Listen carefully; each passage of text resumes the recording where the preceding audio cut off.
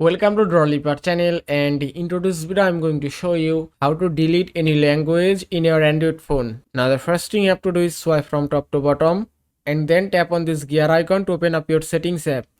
Now from here scroll all the way down, then go to general management, then go to language option. Now from here if I add a language, just tap on add language option and then select your own language. If I select US English, and that's it. Now you can see there are two languages in my phone and you can set any language as you want. Now if you want to delete any language, you have to just touch and hold it and then you can find delete option. Now if you cannot find this option here, just go back, then tap on edit option, then select the language that you want to delete, then just tap on delete, then tap on remove to confirm it. And that's it. You can see the language has been deleted successfully. And that is how you can delete language in your Android phone. I hope this video was helpful. If it was, please give it a thumbs up and don't forget to subscribe.